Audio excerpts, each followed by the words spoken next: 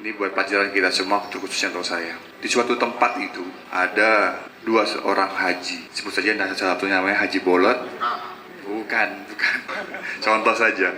Satunya Haji Junet. Sehari-hari mereka itu haji umroh bareng-bareng. Suatu ketika Pak Haji Bolot ini ke pasar menjumpai, mohon maaf nih ya, pengemis di jalan. Pak Haji Bolot dimintain lah, Pak Haji, saya belum makan dan lain-lain. Pak Haji Bolot menyampaikan, nggak usah, nanti aja Bu, makasih. Pergilah Pak Bolot.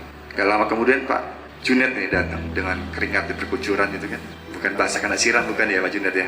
Pak Haji, saya belum makan. Oh, belum makan katanya. Belum. Akhirnya Pak Junet ini memberi makan yang enak-enak. Kemudian tanya lagi lah Pak Junet, tinggal di mana Bu? Pak, saya tinggal ya di emper-emper gini. Yaudah ayo kita ke rumahnya Pak Junet, dikasih siapin lah tempat tinggal, makan yang enak dan lain-lain. Kamar sampai di sini kata Pak Junet kepada pengemis itu. Setelah itu udah malam, tidur lelap, tengah malam, namanya mohon maaf nih, pengemis kan kadang-kadang nya sembarang, pipis sembarang kan. Mau bangunin Pak Junet, Pak Haji Junet ini udah tertidur. Akhirnya ya udah kebiasaan lama, akhirnya lah dia di kasur, pipis di kasur. Kemudian besok paginya bangun, ketemulah pengemis itu. Pak Junet, saya mohon maaf, tadi malam saya kebelet mau pipis, mau buang air besar. Saya nggak tahu toilet di mana, akhirnya saya buang air besar di kasur. Pak Junet ya dengan senyum menyampaikan, ya nggak apa-apa, nanti saya bersihkan. Akhirnya ya udah dikasih uang saku, akhirnya pengemis itu pulang lah. Kemudian Pak Junet dengan istrinya lihat kasurnya memang bersih itu, banyak sekali kotorannya, kencingnya, dicuci lah itu kasurnya dengan gembira, cucian disikat itu ya. Kalau itu disikat ya, sikat itu, sikat, klotek.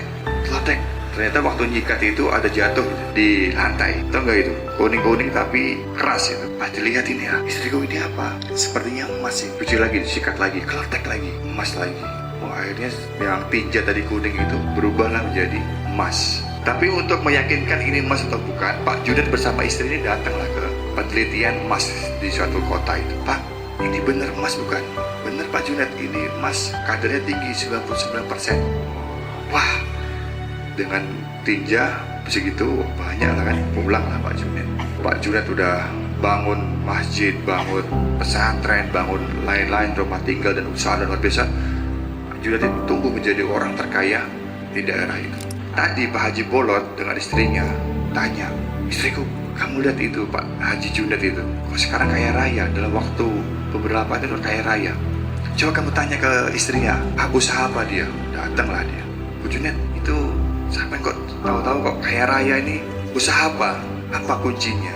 Kata istrinya, itu waktu itu kita menemukan pengemis, kemudian dia dengan ikhlas kita bersihkan dan kita berikan. Oh gitu, pulanglah dia. Pulang, Pak Bolot, istri suamiku tercinta gitu kan. Udah, ternyata itu kuncinya. Pengemisnya mana? Betulnya gimana? Oh ya, kamu cari tahu. Datang lagi lah ke rumahnya Pak Junet tadi, Haji Junet tadi. Ciri-cirinya bagaimana? Itu mempunyai gigi 2. Kemudian Pak Haji Bolot ini ke pasar kan, menemukan pengemis di jalan. Pak Haji Bolot menyampaikan, ayo kita ke rumah. Pagi-pagi bangun, Pak Bolot, tadi malam saya mau ke toilet, sungkan sama jenengan, akhir saya atau buang air besar di kasur. Wah, nggak apa-apa, kata Pak Bolot. Sorry Pak Bolot, nggak apa-apa, yang banyak kata. Ya kan, kemudian berharap. Setelah itu pulang lah, itu dikasih uang sekali bingkisan. Langsung Pak Bolot bangunin istrinya, istriku, ayo kita cuci lah kasur yang penuh dengan air itu, air besar itu, tinjanya. Yuk, piok gitu, piok loh. Istriku ini kok gak berubah menjadi emas, katanya berubah menjadi emas. Tetap di situ. Cuci lagi, sikat lagi. Yang jatuh, yang benar-benar, mohon maaf.